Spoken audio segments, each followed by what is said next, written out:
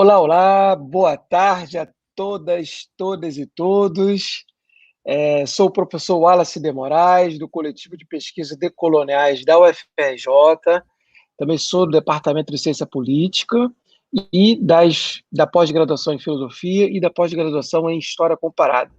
Então, é um enorme prazer estar aqui hoje no Festival do Conhecimento da UFRJ.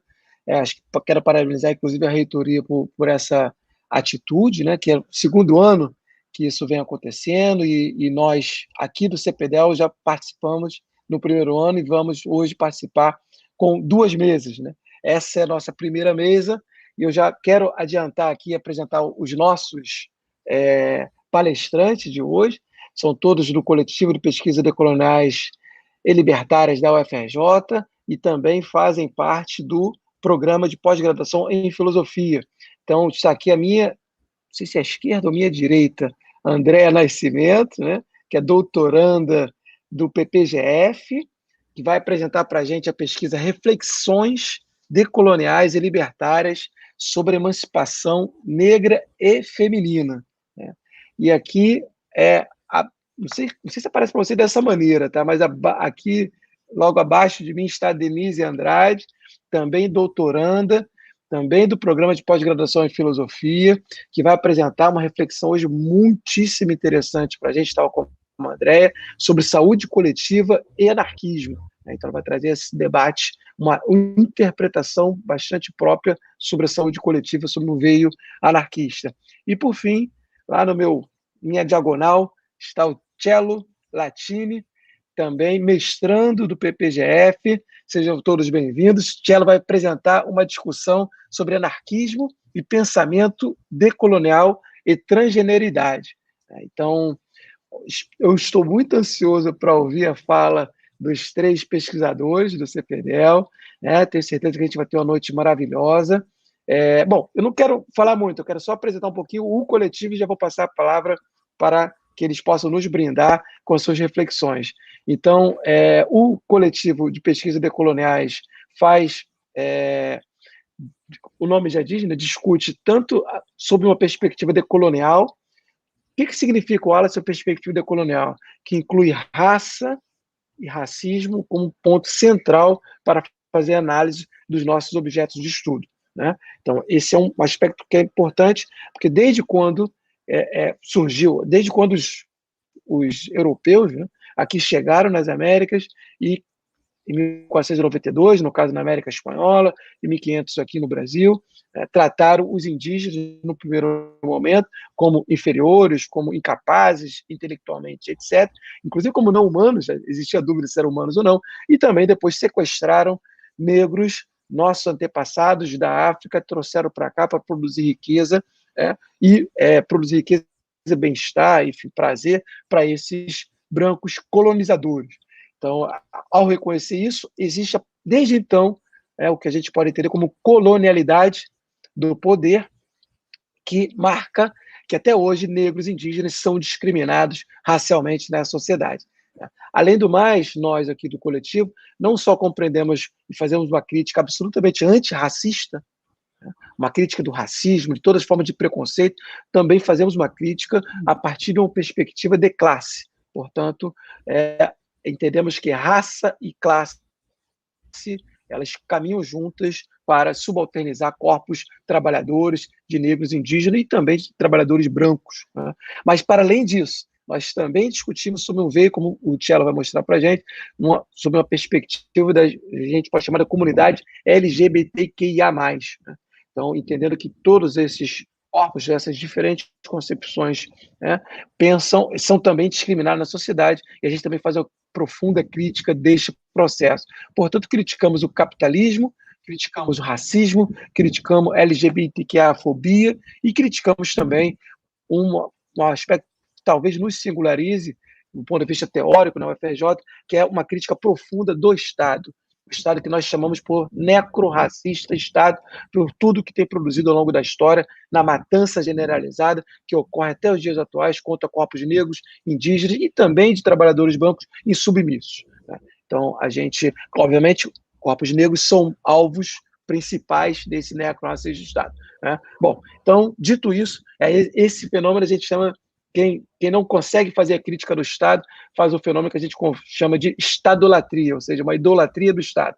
E nós aqui, casando com a perspectiva anarquista de produção de conhecimento, de crítica, né? Ou seja, juntamos uma perspectiva decolonial e anarquista num meio que faz uma crítica profunda a todo esse status quo, todo establishment que nos subalternizam e que cada vez mais explora negros, indígenas, enfim, e tem problemas psicológicos dos mais diversos que a gente vai tratar aqui com essa pesquisa. Bom, sem mais delongas, quem gostou desse conteúdo, quem gostou dessa perspectiva, quiser aprofundar mais uma crítica ao Estado, uma crítica ao capitalismo, uma crítica, sobretudo, ao racismo, uma crítica ao patriarcado branco, né? Visite lá o nosso canal do CPDEL, está escrito o nome aí, CPDEL UFRJ, é só ir lá e tem vários vídeos, vários debates que a gente está produzindo do ponto de vista teórico e resgatando, sobretudo, a cultura, os saberes de negros e de indígenas nessa nossa sociedade, tão negligenciado em todas as nossas universidades ocidentalizadas.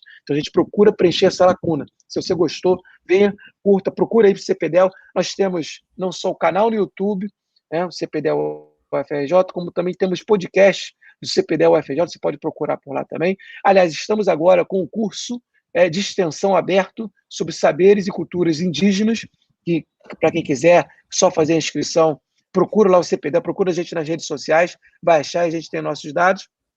E acabamos também de terminar um curso sobre os pensamentos e culturas de negros. Foi muito bem avaliado, muito bem procurado, enfim, também está disponível no nosso canal no YouTube.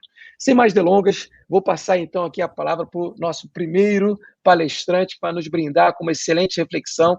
Ele tem sido a grande referência, grandiosa referência, eu posto demais no Cello Latini, que tem feito uma discussão maravilhosa sobre transgeneridade e anarquismo.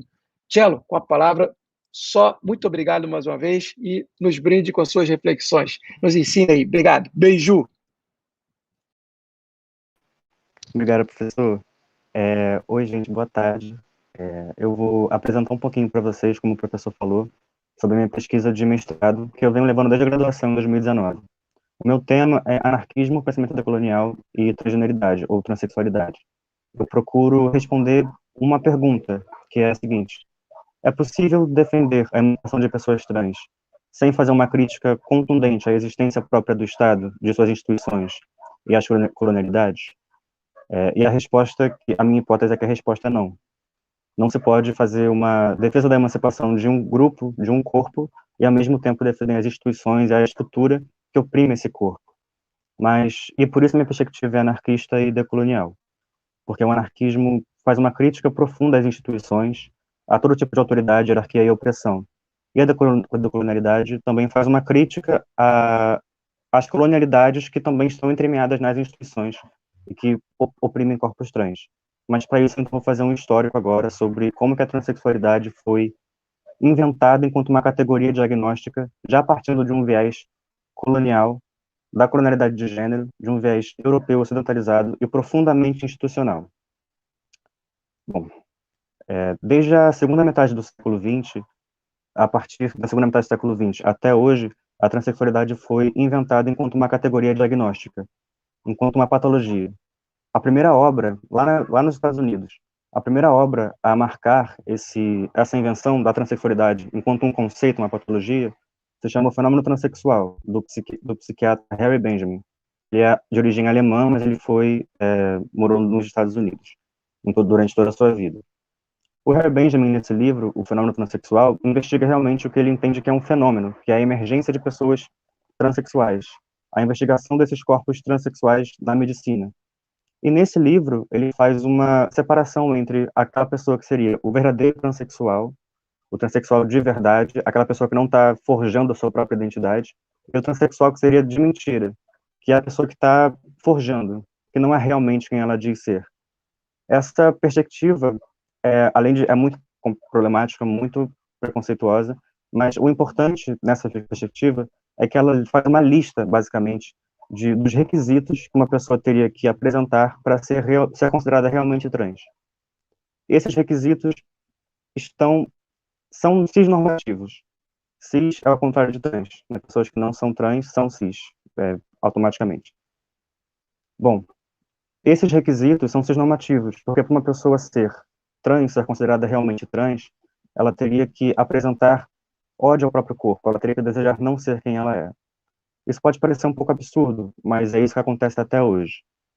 E até hoje, no Brasil, em outros países, vários lugares do mundo, a medicina, o sistema jurídico, as instituições em geral, se são regidas por esses manuais da transexualidade que foram feitos por esses médicos, a partir do Harry Benjamin e de outros como Robert Stoller e John Money, que são os três grandes. Fora o Harry Benjamin, que tem origem alemã, mas que viveu nos Estados Unidos, o John Money e o Robert Stoller são americanos, são norte-americanos dos Estados Unidos. Eles tinham algumas divergências entre si. O Harry Benjamin, por exemplo, ele era a favor de cirurgias em pessoas trans. Para ele, pessoas trans, para serem realmente quem elas eram, tinham que fazer cirurgias de modificação corporal e tudo mais. Enquanto que para o Robert Stoller, ele já era contrário, ele queria terapias de reversão. Mas embora eles tivessem divergências em relação a isso, eles tinham um ponto em comum, que era a questão da patologia. Para todos eles, pessoas trans eram doentes e tinham que ser consertadas. Esse é o viés da medicina. Porque somente pessoas trans têm que apresentar laudos psiquiátricos, laudos psicológicos, laudos endocrinológicos, laudos médicos em geral, e basicamente atestados que comprovem que elas são trans. E quem escreve esses atestados? São as pessoas que possuem privilégio epistêmico. Daí nós temos a primeira questão do pensamento decolonial, na minha pesquisa, que é o privilégio epistêmico, que Grossfogel define como aquelas pessoas que têm o poder de falar, de decidir, e têm poder sobre seus próprios corpos e sobre outros corpos também, que estão protegidas pelas instituições. Essas pessoas, segundo Grossfogel, são sempre homens, brancos, heterossexuais, geralmente europeus ou descendentes de europeus, de tradição geralmente judaico-cristã, e ricos, proprietários. E eu gosto de adicionar o marcador da cisgeneridade. Eles não são somente homens brancos e heterossexuais, eles são cis também. Porque quantas pessoas trans já participaram da formulação desses manuais de diagnósticos? Né? Quantas pessoas trans participaram dessas reuniões fechadas, desses conselhos de colóquios e seminários, que decidiam que a gente é doente, que a gente não ia ter autonomia sobre quem a gente é, mas principalmente que a gente não ia conseguir se autodeterminar? Nenhuma. Se tivessem participado, a transexualidade não seria vista como uma patologia, mas sim como mais um modo de expressão humana. E essa é a grande questão. Por que é tão importante estudar a medicina, a patologia da transexualidade, que é considerada, né? A inversão da transexualidade enquanto uma doença? Porque a partir desses códigos da medicina, que são o DSM, sob muita influência do Harry Benjamin, o CID, sob muita influência do Robert Stoller, e o SOC também, Standards of Care, que são feitos Europa, Estados Unidos, tudo lá, e nada aqui. Por que é tão importante partir desse estudo, desses manuais, para entender a transfobia institucional? Porque todas as instituições, desde o sistema jurídico, até a saúde, até as escolas, até o próprio senso comum mesmo, eles são regidos por esses manuais, pelos princípios da formulação desses manuais. Né? Nunca é a gente que pode falar quem a gente é sempre o médico, os detentores de saber, os psiquiatras, aqueles que realmente sabem do que estão falando, que detêm privilégio epistêmico, que estão protegidos pela colonialidade do saber e pelas instituições. Por isso, é importante haver uma perspectiva tanto de crítica às instituições como às colonialidades, porque essas colonialidades de gênero, do saber e do poder, elas são perpetuadas pelas instituições. E quando a gente pensa em corpos trans, essa perpetuação é muito, muito nítida. Então eu vou começar a falar como é que isso aconteceu no Brasil, como é que essas colonialidades do saber, do ser e do poder, e de gênero, obviamente, contra pessoas trans, como é que elas incidem nos nossos corpos a partir das instituições. Bom, em 2008, se instituiu no Brasil o processo transexualizador. No livro A Reinvenção do Corpo, a socióloga Berenice Bento investiga como esse processo ocorreu. Até 2013, ou seja, foram 5 anos de duração desse processo, teve mais tempo, mas até 2013, esse processo somente aceitava atender mulheres trans, não aceitava atender travestis nem homens trans. E aí já tem uma perspectiva bastante travestifóbica, né? Uma perspectiva que tenta fazer uma diferenciação entre mulheres trans, que teoricamente seriam aquelas que não querem que querem modificar seus corpos, que querem ser mulheres de verdade, entre muitas aspas, e travestis, que seriam aquelas pessoas que não querem mudar seus corpos, que estão bem com seus corpos. E isso é totalmente preconceituoso, porque não tem nenhuma... A maneira como uma pessoa lida com o seu corpo, ou como uma pessoa se sente em relação ao seu corpo não determina a identidade dessa pessoa. Né? Cada pessoa tem uma maneira de lidar com o seu corpo. Além disso, o processo sexualizador até 2013 não atendia homens trans, simplesmente porque não reconhecia a existência de homens trans. Existe uma grande invisibilização que pessoas transmasculinas sofrem. Sem falar em pessoas não binárias, que também, assim, não eram tidas como existentes pela medicina e até hoje também não são. Então, a partir de 2013, esse processo começou a atender pessoas transmasculinas e travestis também, além de mulheres trans e pessoas trans no geral, mas uma regra se manteve bastante, os protocolos se mantiveram bastante concisos, bastante fechados.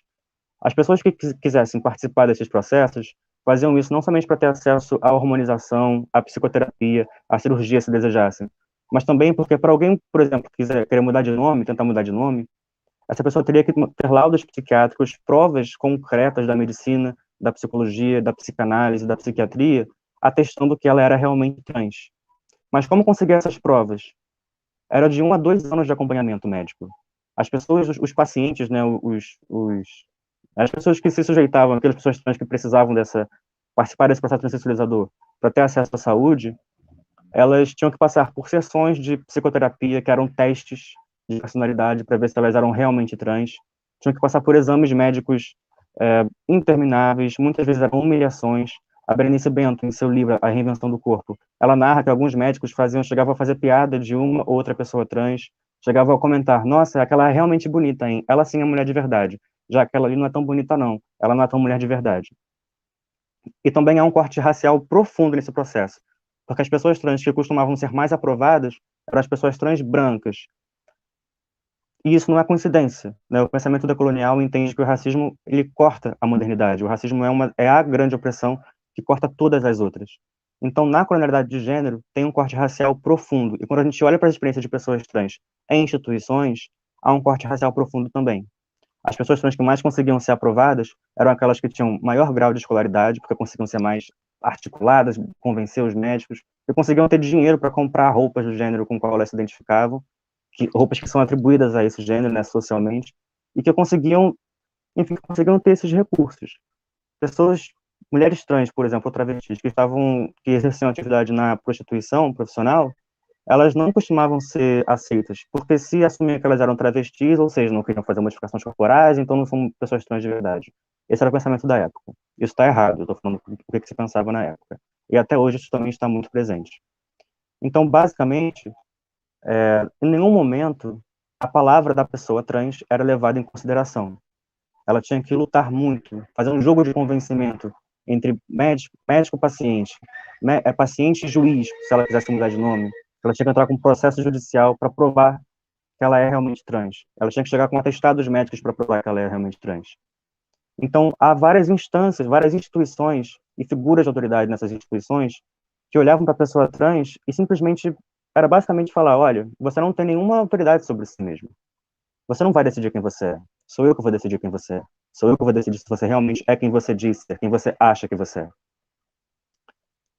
Nesse sentido, é importante fazer uma crítica às instituições, à sua própria existência. Mas tem pessoas que costumam afirmar que o que devemos fazer é mudar a maneira como as instituições operam, né? Fazer políticas de inclusão a pessoas trans e não pensar em dar um fim a esses mecanismos. Contudo, observando hoje em dia os ambulatórios trans, esse argumento cai por terra, porque os ambulatórios para pessoas trans são laboratórios da cisgeneridade. Quando eu entro num ambulatório trans, eu sei que se eu tiver de saia, por exemplo, mesmo eu afirmando que eu sou quem eu sou e demandando que eu seja respeitado, eu não vou conseguir ser atendido, eu não vou conseguir convencer os médicos de que eu sou quem eu sou. Então acabou para mim. A imposição da cisgeneridade, da cisnorma em pessoas trans ocorre também junto com a imposição da heterossexualidade. Uma pessoa trans que não seja heterossexual, ela perde seu status médico, a sua legitimidade enquanto trans para os médicos. E também vem com uma questão muito forte de performance. A gente tem que ter uma performance muito normativa. A gente tem que basicamente desejar não ser quem a gente é. E isso acaba com as chances de autodeterminação. O autogoverno acabou. Essa é a questão da violência. Há várias maneiras de aniquilar um corpo trans. É isso que eu estou querendo dizer. E essas maneiras vão desde essas coisas bem sutis, não tão sutis assim, mas que não são violências literalmente físicas, né, que não pegam no corpo realmente, até assassinatos brutais. O Brasil é o país que mais mata pessoas trans, especialmente mulheres trans negras.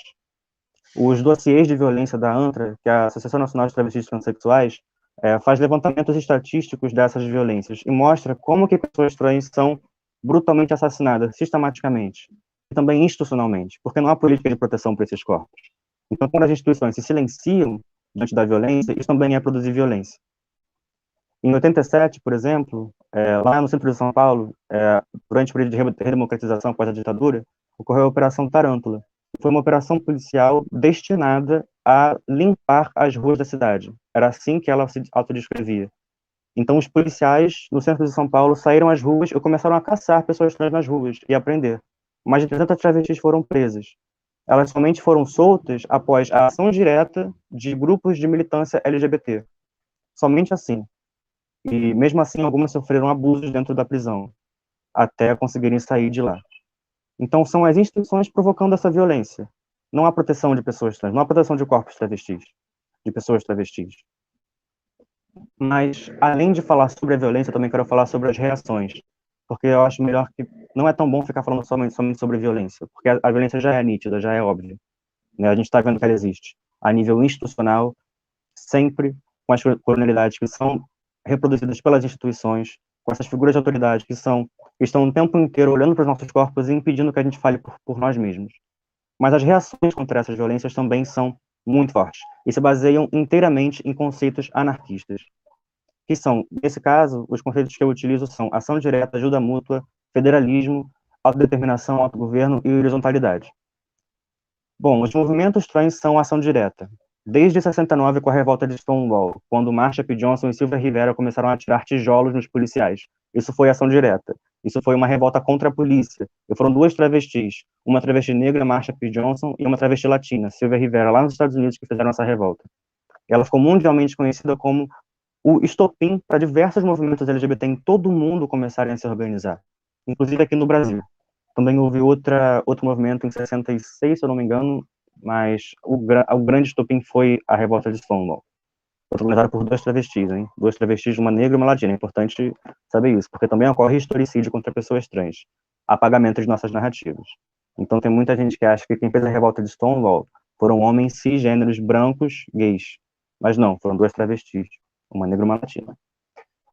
Bom, a partir da revolta de Stonewall, a gente consegue ter uma noção de que os movimentos trans são ação direta. Aqui no Brasil, os próprios dossiês de violência da ANTRA são ação direta. A ANTRA não é uma instituição, não é governamental. Muito pelo contrário, é um movimento autônomo de pessoas trans, formado por algumas travestis, que se organizaram entre si para poder mapear, além de defender nossos direitos, né, muito do que a gente tem é por conta da ANTRA, da luta da ANTRA, mas uma das grandes iniciativas dessa associação são os dossiês de violência, é o mapeamento da violência de pessoas trans, porque a gente somente pode se defender das violências que a gente consegue ver, que a gente consegue mapear, enxergar e ter uma noção de como é que elas operam. Esses dossiês, além de mapearem as violências, de darem um número às violências, também descrevem como elas ocorrem. E os assassinatos contra pessoas trans são brutais. Essa, né, com requinte de crueldade, não somente, por exemplo, não é um tiro só, são 30 tiros em um corpo só. Né? Mês passado, uma travesti foi queimada viva, lá, acho que em Recife. Ela teve os dois braços amputados e ela acabou morrendo. E cadê a comoção? Entende? Isso já é considerado comum. Isso não é comum, isso não pode ser comum, isso não é normal. Mas como a gente está vivendo num país com mais pessoas trans, é isso que ocorre corriqueiramente, diariamente, pessoas trans estão sendo mortas. Por essas instituições, por essas criminalidades. Mas, enfim, os dossiês da ANTRA são ação direta. São pessoas trans, realmente, que trabalham juntas, que se mobilizam por ajuda mútua, autonomamente, sem associação com instituição nenhuma, tendo que levantar dinheiro por si próprios para fazer esses mapeamentos. A Rede Trans Brasil também faz mapeamentos, o IBTA também, Instituto Brasileiro de Transeducação, também faz mapeamentos. São autônomos. As casas de acolhimento LGBT que existem aqui no Brasil, elas existem justamente porque as instituições não estão prontas para abrir os braços para nós. Não tem casa de acolhimento da prefeitura para pessoas trans, que são expulsas de casa, para pessoas LGBT em geral. Então, as pessoas trans fazem as suas próprias casas. Aqui no Rio de Janeiro a gente tem a Casa NEM. Em São Paulo tem a Casa Chama também, que além de produção de eventos, também acolhe pessoas. No Brasil tem várias casas de acolhimento que trabalham entre si para conseguirem se organizar. Durante a pandemia, inclusive, a ANTRA divulgou uma lista com várias casas de acolhimento que precisavam de doações de alimentos, de itens de higiene, de, né, suprimentos, roupas, colchão, cama, e fez uma lista grandona, publicou na internet, e as pessoas foram alimentando, e essas casas foram fazendo parcerias entre si. Formaram-se redes de solidariedade no Brasil inteiro para conseguir suprir as demandas de cada casa. E elas conseguiram se manter. Algumas não, algumas precisaram de mais ajuda, algumas de menos ajuda, mas é isso, são redes. O autogoverno e a autodeterminação são coisas que em todo corpo trans, isso já é nítido. Somente por estar proclamando uma identidade que é dissidente, a despeito de tudo que está lá fora, da transfobia, o autogoverno é ser trans. Ser trans é se autogovernar, sua própria identidade. Mas não somente a nível individual, também a nível coletivo, no sentido de que os movimentos trans são autônomos, se autogovernam. Funciona a partir da demanda desses corpos. Então, só para demarcar, existe uma colonialidade do saber em relação à transexualidade, no sentido de que os conhecimentos que existem em relação à transexualidade foram criados por médicos, detentores do privilégio epistêmico, homens cisgêneros, brancos, heterossexuais, ricos, lá norte-americanos ou descendentes de europeus, né, europeus, descendentes de europeus, e protegidos por trás dos muros institucionais, que legitimavam tudo o que eles tinham a dizer. A gente não estava lá quando eles decidiram o que é ser trans. E agora eles também não querem abrir mão das definições que eles criaram. Tanto que a transexualidade continua presente enquanto uma patologia nos códigos de doença, no DSM, no CID, no SOC, e em ambulatórios médicos, ambulatórios trans em que a gente entra. Continua sendo patologia. Além disso, só para finalizar, também existe uma colonialidade do poder, no sentido de que esse saber em relação às pessoas trans tem poder sobre as pessoas. A gente não tem como falar quem a gente é. E essa nossa afirmação de quem a gente é só é legitimada quando a gente tem um laudo médico realmente falando, olha, realmente você é quem você diz ser, você não está mentindo para ninguém, não. E também há uma colonialidade do ser, no sentido de que para a gente ser quem é legitimado para a saúde, para a medicina, para a justiça, né, para essas instituições, a gente tem que produzir uma narrativa de auto-ódio. A gente tem que falar que a gente odeia ser quem a gente é.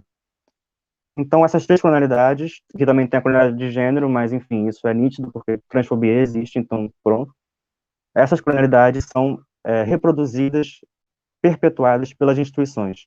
Por isso, não se pode defender a emancipação de corpos trans sem criticar a existência das próprias instituições, sem questionar por que elas estão ali, operando a violência, e sem criticar as colonialidades.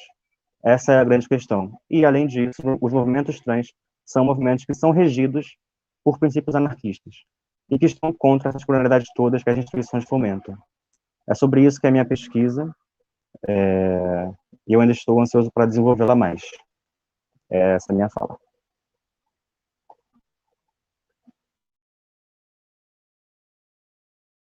Cara, tava sem som. Opa, Tchelo, que coisa linda.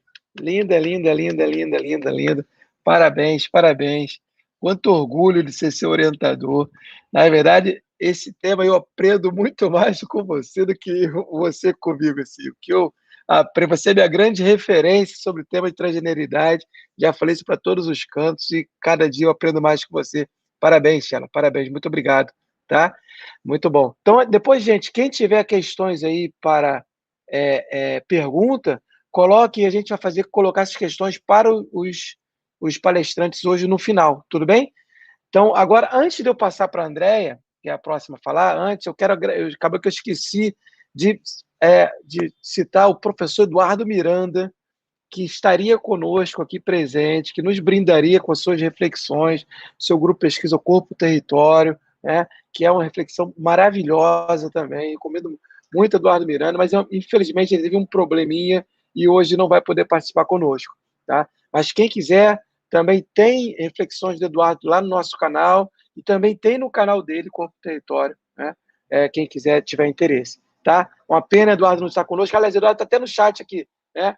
Valeu, Eduardo. Ele não está presente, mas ele veio aqui no chat dando uma força. Obrigado, Eduardo. Sentimos sua falta. E também quero agradecer tanto o Caio Brauna quanto o Matheus Rocha, dois que estão aqui no aporte técnico para essa nossa live, tá? Agradeço muito os dois que estão dando um show aqui de transmissão, vamos dizer assim. Bom, então, sem mais delongas, vou chamar aqui agora a Andréia Nascimento, doutoranda no PPGF, com seu tema Reflexões Decoloniais e Libertárias, né, sobre emancipação negra e feminina.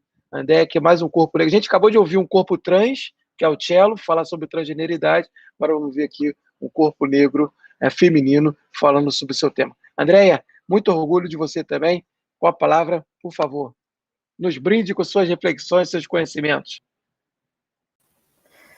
Oi, Wallace, obrigada. Boa tarde, pessoal. Boa tarde a todas, todos e todos, né? Eu gostaria de iniciar a minha fala, que hoje a gente está aqui reunido numa quinta-feira. Eu gostaria de fazer uma saudação ao Oxóssi pelo dia de hoje. E gostaria de começar já fazendo essa reflexão, que é a minha pesquisa, sobre a emancipação negra feminina, né? Pensando naquelas que caminham e caminharão um dia fora dos contextos dogmáticos, como diria Fanon, egocentristas e sociocentristas. Eu peço licença para falar da concepção libertária que me tira da condição da margem, da exclusão e do saber sem fundamento. Eu sou um corpo negro feminino e tenho que me afirmar e reafirmar que essa estrutura de poder que se estabeleceu, esse sistema que domina, não me diz quem eu sou. Né? Porque para ele, né, eu existo como objeto. Eu sou fragmento de acordo com o que eles querem usar de mim. Né? Me colocaram no mundo do prefixo sub, né, como subhumana, subalterna, submissa, mas eu escolhi ser subversiva, por resistência e também pela afronta. Como eu me entendo inteira e não fragmentada em categorias, eu me dedico, sim, a subverter essa ordem e me afirmar como eu sou. E eu sou o que eu sou, e eu me reconstituí e me encontrei, né? Encontrei a minha voz e abracei a minha liberdade no coletivo. Eu tive que entender que o meu mundo, junto com os meus, com as minhas, é o mundo que acontece na gira e no gira em movimento ao redor da minha saia. É preciso a gente falar do Estado, né? O Estado, o sistema, suas ideologias, elas são dogmáticas, não se pode questionar nada. Né? Seu modus operandi é opressivo, por natureza, e sua origem nesse território ela é colonialista. No contexto dessa colonialidade, aos descendentes, nós, descendentes de povos que foram escravizados, a identidade histórica que nos é imposta é a exclusão. Em toda a estrutura do Estado, o nosso lugar ainda permanece nas margens, mas é a partir desse espaço que a gente é capaz de se organizar e de se fortalecer coletivamente. Né? Dentro de uma perspectiva libertária, a gente precisa entender que a estrutura de poder estatal ela não foi constituída para nos abrigar, né, digamos assim.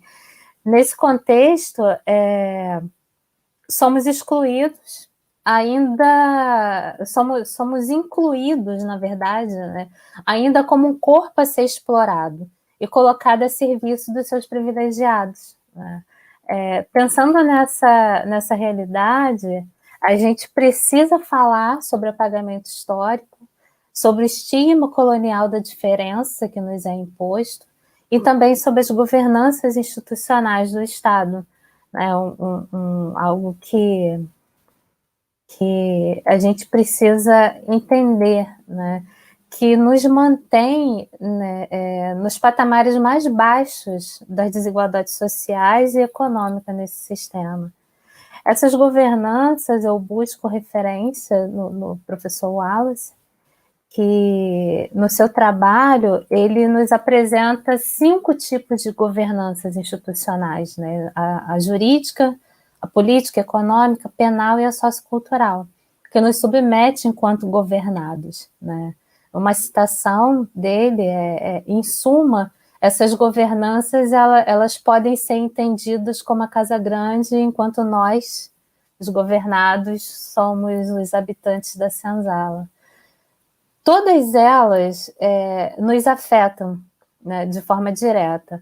Mas para tratar da questão da mulher negra, eu penso na governança sociocultural, que ela nos apresenta elementos que nos diz respeito ao controle do corpo feminino negro. Né? Nessa forma de governança, ela abriga duas instituições extremamente patriarcais, né? Que ainda hoje têm um papel importante nesse processo, que são a igreja e a família no seu modelo patriarcal, né? Como convergência para o que se institui esse domínio do nosso corpo. Né? Na essência dessas instituições está a nossa inferiorização e a subordinação, ou seja, nós, mulheres entendidas, né, como costela e tendo que ser... a gente tem que ser pensada dentro de um padrão de pura casta, além da submissão. Né? Nessa relação, onde eu fico me questionando, né? É mais uma questão minha também, né? Que eu fui buscar em Lucy Parsons a resposta, né? Nessa relação onde se localiza o corpo negro feminino. E essa autora, Lucy Parsons, ela diz que nós somos as escravas dos escravos, né? A busca pela emancipação, né, dessa e de outras formas de controle e de colonização dos nossos corpos, ela precisa ser a nossa razão humana, negra, feminina de ser, né, dos corpos racializados. Lélia Gonzalez, eu gosto muito que ela fala ao tratar, né, da mulher negra na sociedade brasileira, em quase que em todas as suas afirmações, ela conseguiu visualizar em cada descrição que ela faz a condição dessa mulher negra na sociedade. A presença, né, na verdade, do poder patriarcal como forma de opressão. Né?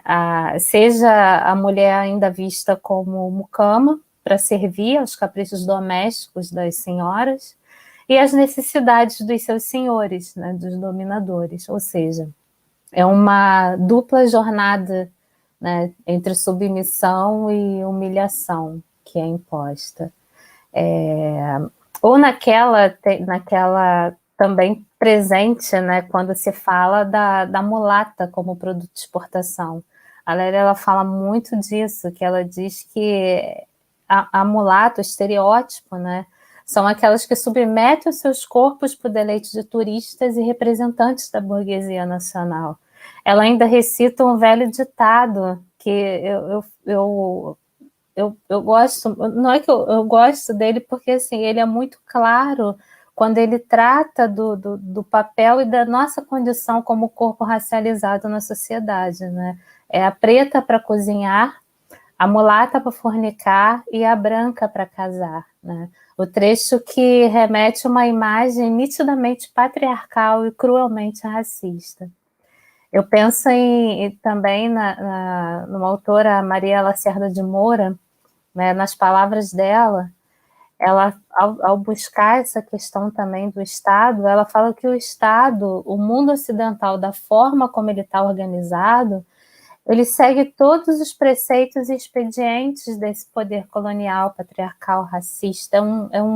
É um sistema mundo onde fabricamos a arma que nos fuzila, a prisão que nos encarcera e nos priva da liberdade. Né? E nossas mãos ainda permanecem vazias, e ai de nós se ousarmos protestar, né, contra isso. A gente é brutalmente condenado, para falar da melhor forma.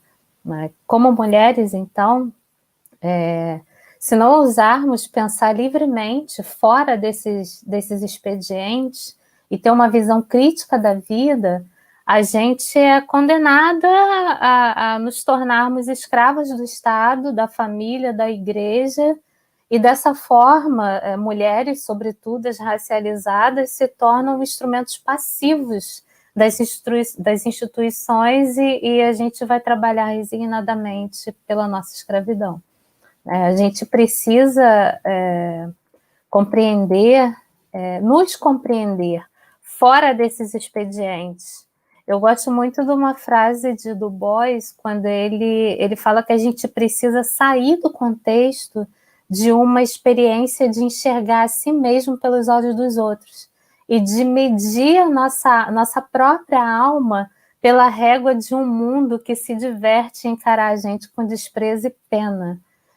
Pensar o corpo feminino negro a partir de uma cosmopercepção decolonial e libertária, ela permite que nos apoiemos na nossa própria experiência, na nossa própria episteme, sem a necessidade de uma validação. Eu também gosto muito do que a Julieta Paredes fala. Ela diz que os nossos corpos não são lugar onde as relações de poder vão querer nos marcar para toda a vida, né? Mas também os nossos corpos, eles são o lugar da liberdade e não da repressão, né? Nossos corpos, em outros de seus atributos, ele possui uma existência individual, sim, e coletiva ao mesmo tempo. E ela diz que se desenvolve em 3 campos: a vida cotidiana, a nossa própria biografia e a história dos nossos povos, né? Contextualizar, na verdade, assim, o que nos oprime historicamente nos permite visualizar caminhos para além de uma resistência, né? A partir de um lugar que nos fortalece, e assim conseguir avançar na direção certa, enfrentando, na verdade, aquilo que nos esmaga subjetivamente, né? Desconstruindo a ideia de uma resignação e de aceitação dessa submissão. O que hoje podemos ver com clareza que não é imanente a nós, corpo feminino negro, corpo feminino indígena, pobres, das periferias, das favelas, da Baixada, mas sim uma imposição de um projeto de dominação dos nossos corpos. E vale ressaltar que quando eu me sensibilizo muito com isso, assim, quando eu afirmo corpo negro feminino, quando eu afirmo o corpo indígena, o corpo racializado, eu não penso só em mim, naquelas que estão próximas, né? Eu penso, como a Maria Lacerda de Moura fala, é o mundo feminino, né? Eu penso em todas as minhas irmãs como corpos femininos livres de estigmas, de categorizações ou de qualquer tipo de determinismo. Assim, me refiro sempre àquelas que possuem o feminino dentro de si e que sofrem com a racialização de seus corpos também, né, nesse processo de colonização do nosso corpo, do nosso ser, das opressões das instituições do Estado. A Maria Lacerda de Moura, ela faz um questionamento que eu trago para a minha vida, assim, é importantíssimo no que refere aos direitos sociais, né, que o Estado certamente não oferece para todas nós, né? Ela diz de que vale igualdade de direitos jurídicos e políticos para meia dúzia de privilegiadas, né, tiradas da própria caixa dominante, se a maioria feminina continua vegetando na miséria da escravidão milenar. E ela responde, ela diz que é preciso a gente sonhar mais alto ainda, né, e abranger todo o mundo feminino no mesmo laço de igualdade social e no mesmo beijo de solidariedade humana. Ela fala que enquanto houver uma só pária, um só corpo feminino sacrificado, a gente fracassou na nossa busca pela emancipação. E esse corpo sacrificado, todas nós sabemos onde ele se localiza, né? Ao patriarcado, essa é uma pesquisa que ela tem me tocado profundamente, assim. E eu penso nessa questão das instituições e ao patriarcado e as suas instituições, os defensores dessas governanças, os mantenedores de privilégios racistas, colonialistas, que me quer mulher ainda, né, no lugar da submissão, eu afirmo, meu corpo, por todas nós, meu corpo não pertence a esse sistema. Ele não é um espaço de exercício de poder. Ele é o território primeiro do meu ser. Ele é o centro da minha vida. Né? Como diz Beatriz Nascimento, meu ori, meu núcleo, minha existência. Eu fico pensando no que a Silvia Federici ela também fala, ela diz algo muito legal, assim, que a gente que reivindiquemos a imagem da bruxa, né, na concepção do nosso corpo. Né? O meu corpo como território sagrado, não um espaço de disputa e não um espaço de exercício de poder, muito menos. Né? O nosso ritual, ele é a celebração da potência de existir. A nossa imanência ela é horizontal e coletiva. E quanto à opressão, à repressão, à imposição e o controle do meu corpo, do meu ser, de qualquer forma, pensando nessas instituições, eu afirmo com convicção, nem Deus, nem Estado, nem patrão, nem marido tem que ter esse poder. Tem um poema da Beatriz Nascimento que ela nos evidencia esse coletivo e o poder dessa identificação, né, daquilo que nos une de verdade. Ela fala um retrato, um espelho, um rosto, um outro rosto, quantas faces de si mesma em outras faces.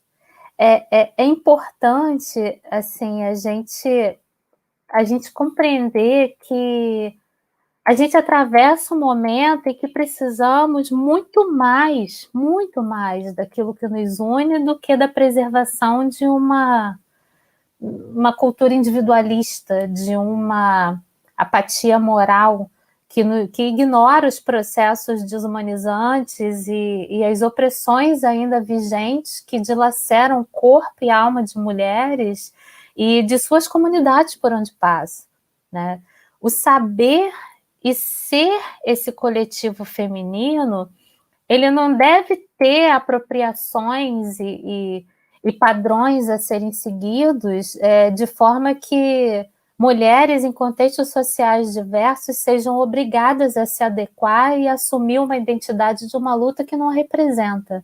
Né? Que tenhamos, sim, a coragem de nos tornar um organismo vivo e uma consciência voltada para uma revolução social, mas uma revolução social contra aquilo que nos oprime.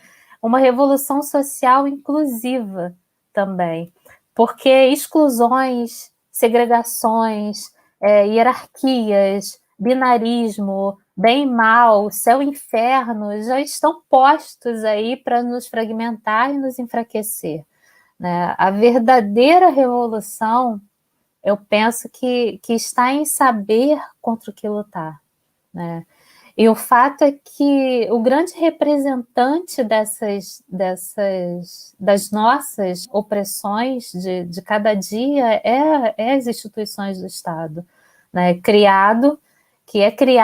Né? Que são criados e concebido para nos manter submissas, prisioneiras, divididas, diluídas, para assim, né, perpetuar o seu poder.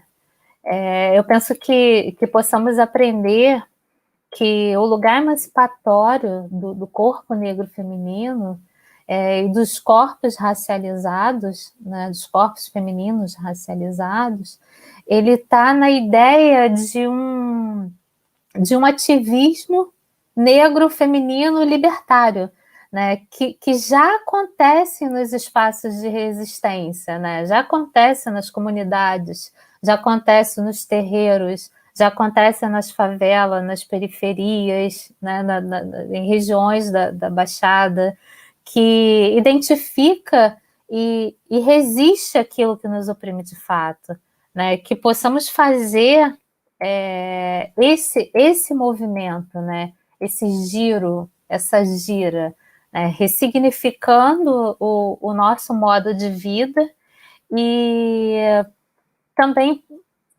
com aquele valor da nossa memória ancestral, né? Valorizando as experiências, né, de solidariedade, valorizando as experiências de ajuda mútua, valorizando as experiências de cooperação.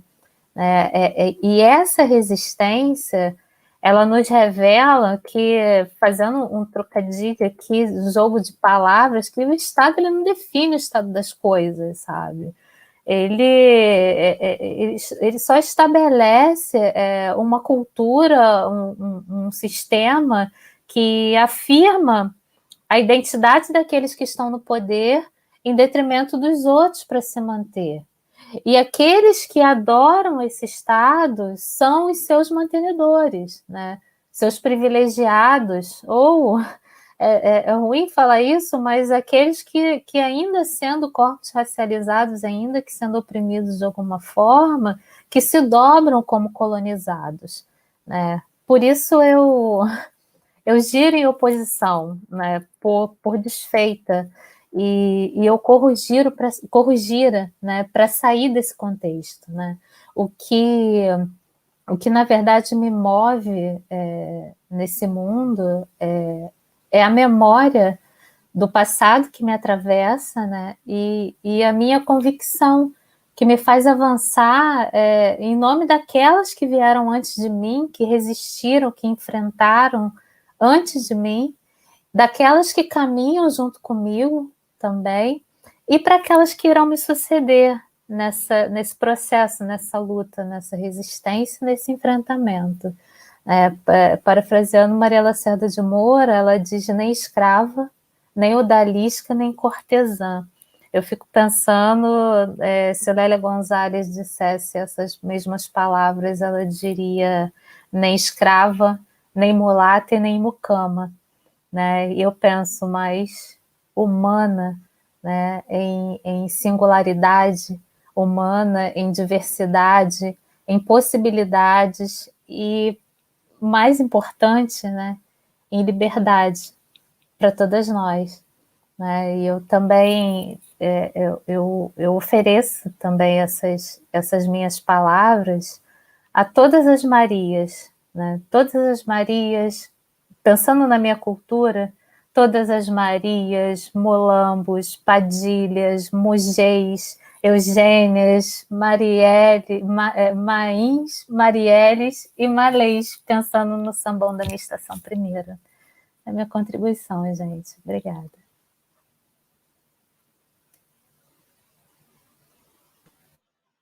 Caramba, que isso! Que espetáculo! Espetacular, melhor impossível.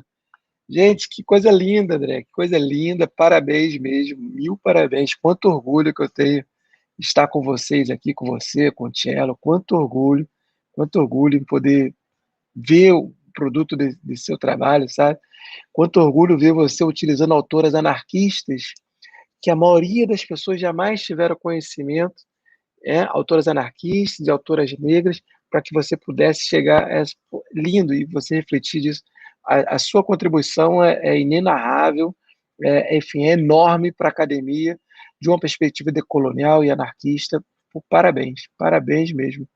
Tomara que a gente consiga, né, levar as suas ideias, suas perspectivas, suas críticas, né, a sua, do Cello, da Denise, que vai vir aqui, para distribuir, sabe, mais que as pessoas. Eu acho que a sua fala do Cello, certamente da Denise, toca a gente, sabe? Toca profundamente. É uma fala com amor, uma fala com paixão, uma fala potente demais, como disseram aqui nos comentários. Poxa, só orgulho.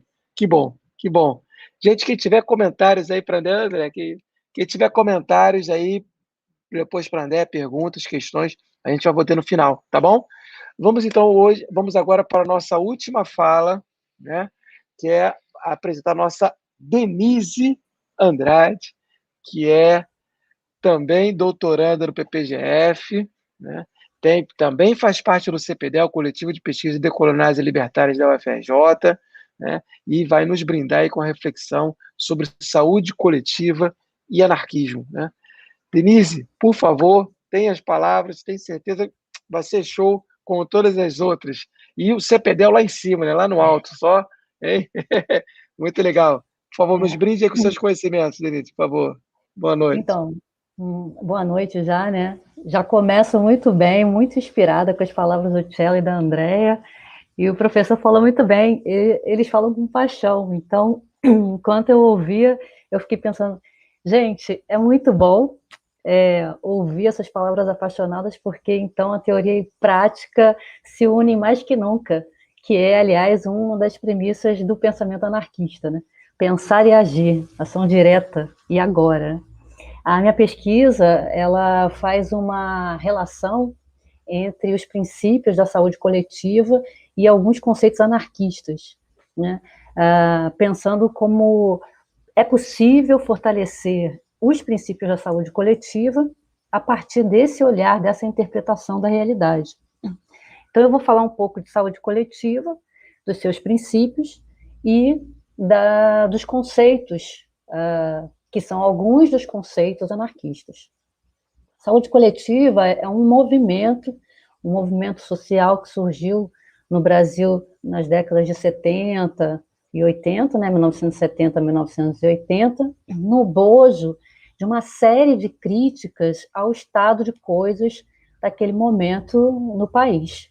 Então, era a crise econômica, depois do tal do milagre econômico, né, crise do petróleo em 73, a crise da saúde, crise, inclusive, a um modelo de saúde fragmentado, frágil e excludente, crítica e apontamentos sobre qual tipo de modelo de saúde que poderia ser implantado, também junto, né, a luta pela redemocratização do país e a reforma sanitária, também pensando sobre a questão da exclusão, tanto um sistema de saúde fragmentado, quanto também uma discriminação sobre determinadas regiões, como que a assistência à saúde era levada para os rincões do Brasil, né?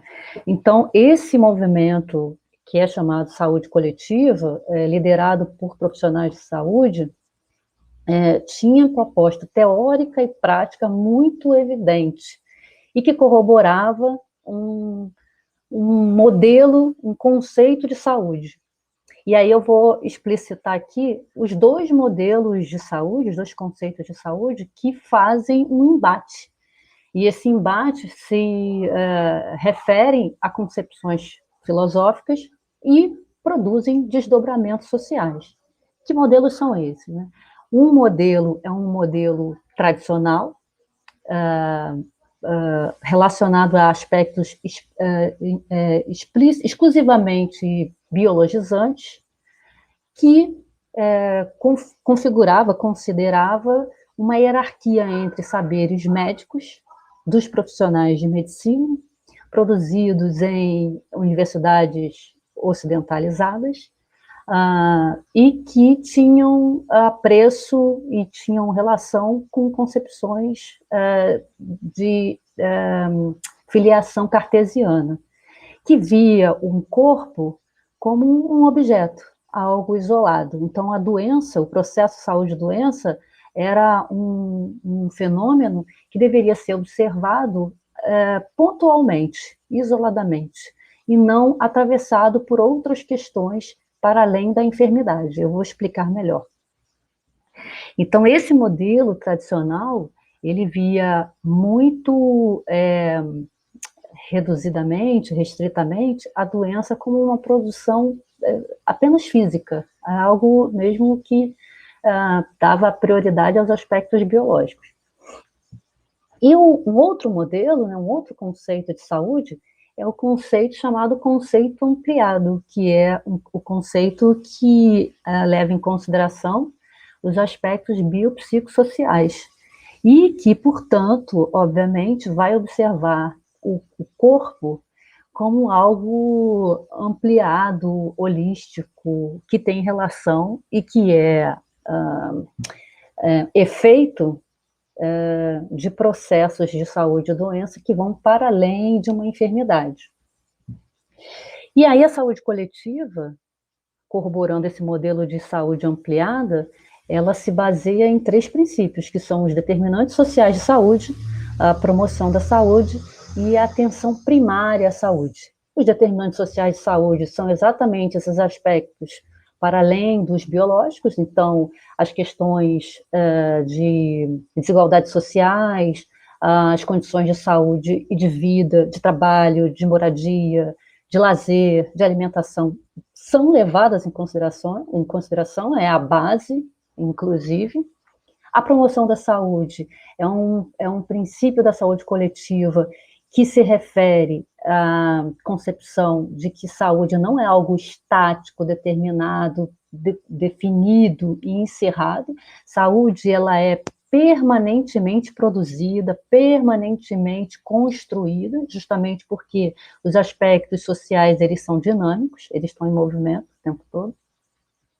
E a atenção primária à saúde é exatamente a relação entre teoria e prática em saúde coletiva, porque está relacionado à ação da saúde pública no enfrentamento das enfermidades, ou seja, traduzindo para nós, atenção primária se refere aos equipamentos de saúde para atendimento à população, é a distribuição desses equipamentos nos territórios, e isso é fundamental, por quê? Porque a saúde primária, inclusive, ela é um princípio que proporciona o barateamento dos custos dos cuidados com a saúde, porque é muito mais barato iniciar um tratamento de qualquer enfermidade quando ela aparece nos seus primeiros sinais, né?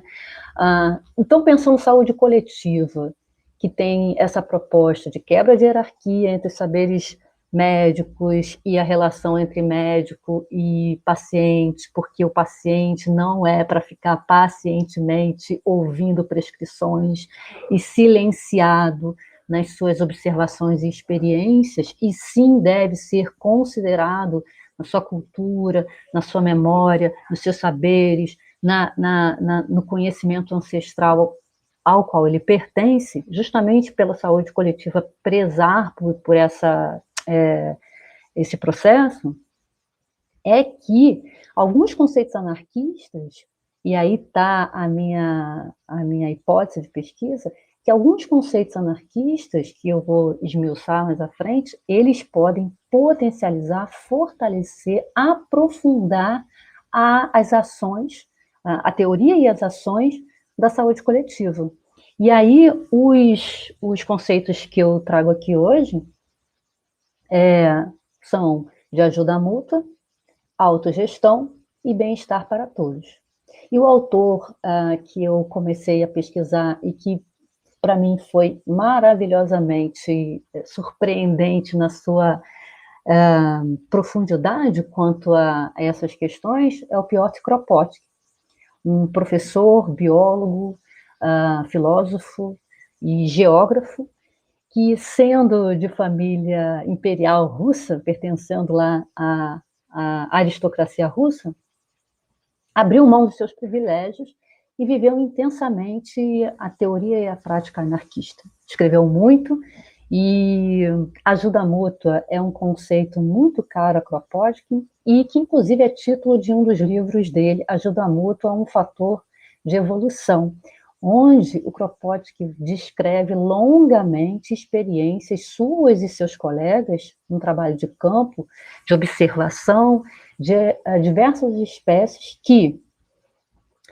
ao contrário do que se propagava no final do século XIX e ainda é muito defendido, não é a competição, mas sim a cooperação o fator decisivo para a evolução das espécies, inclusive a humana. Observando o comportamento de diversas espécies, o Kropotkin chega a essa conclusão e retrata no seu livro que inclusive é acessível, está na internet, ele descreve o comportamento de diversas espécies e como elas têm na relação entre seus indivíduos essa afirmação da cooperação. E se mantêm, reproduzem e se desenvolvem e evoluem por causa da cooperação. Então, ajuda mútua, autogestão, né, que é exatamente essa capacidade que os indivíduos têm de se desenvolverem sem tutela, e daí, de novo, a gente se remete à questão das hierarquias, né? Então, em saúde coletiva significa considerar os saberes extra-acadêmicos, processos terapêuticos extra-hospitalocêntricos, como processos terapêuticos. E, embora ainda não, na pesquisa, eu ainda não tenha chegado nesse momento de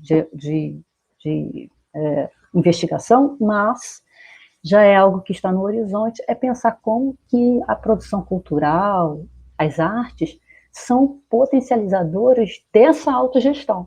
Porque quando você é criador de si mesmo, quando você é inventor, quando você é o protagonista, você tem uma elevação da sua autoestima e, portanto, você se sente numa relação de pertencimento e de, por que não, amorosidade por si mesmo e pela coletividade. E o último conceito que eu trago é de bem-estar para todos. Um conceito muito caro a Kropotkin e que ele também faz referência em duas obras dele, que são As Palavras de um Revoltado e A Conquista do Pão. Em A Conquista do Pão, o Kropotkin ele descreve longamente sobre o processo revolucionário e como se deve fazer assim que se chega, né, ao momento da revolução. O que se deve fazer, entre outras recomendações de Kropotkin, está lá, que é a possibilidade de se alcançar o bem-estar para todos. No que vem a ser bem-estar para todos, Kropotkin começa a nos conduzir a conclusões maravilhosas, que, primeiro, quem decide o que é bem-estar é o próprio trabalhador. E para que o trabalhador possa ter essa definição, em primeiro lugar, ele tem a possibilidade de ter acesso a toda a produção coletiva, do qual ele também é autor e do qual ele sempre foi apartado, porque o bem-estar sempre foi restrito a grupos privilegiados. Mas a partir dessa revolução, desse processo em que os meios de produção passam a ser de todos, então, o que é para ser de todos deixa de ser privilégio de alguns. E aí o bem-estar ligado a essas questões de distribuição, fim das desigualdades sociais, distribuição da produção material, também impacta aquilo que não é material, como a possibilidade de um trabalhador não ter direito ao trabalho, mas sim à sua fruição que pode ser, e aí o Kropotkin coloca textualmente, fruição do lazer, da arte, do espírito. É quando você tem garantido tudo que é básico para a sua sobrevivência, que você pode se entregar ao desfrute, ao degustar estético, como, por exemplo, você se dedicar, depois do seu trabalho, das horas dedicadas ao trabalho, a experimentar o toque de um piano, por exemplo. Então, Kropotkin é muito explícito nas suas ideias, e quando ele fala também de bem-estar para todos, ele está dizendo que não há como mensurar o quanto cada um deve receber dessa produção social. Por quê? Exatamente porque toda produção social é uma produção que ela é diluída entre todos que estão no presente e os nossos antepassados. Portanto, não há como mensurar quanto cada um contribuiu para essa produção. Portanto, tudo é de todos. E não há como se dizer, isso aqui é meu, ou só meu, como a gente tem hoje. Então, só para recapitular, né, a saúde coletiva é esse movimento social, esse campo do saber, essa proposta teórico-prática de uma guinada epistemológica que pressiona para que a saúde pública seja acessível a todos. E a saúde coletiva, baseada nessas premissas de determinantes sociais de saúde, promoção da saúde e atenção primária, tem possibilidades muito concretas de ser fortalecida, ampliada e aprofundada a partir da lente da perspectiva anarquista, visto que esses conceitos que eu citei, eles possibilitam a que, concretamente, a saúde não seja um privilégio, né? E a saúde não seja visto como algo ligado a algum tipo de meritocracia. E aí a gente vê que não é possível, dentro do modelo do sistema em que nós vivemos, essa proposta harmonicamente. Eu queria reforçar algumas ideias que eu citei aqui,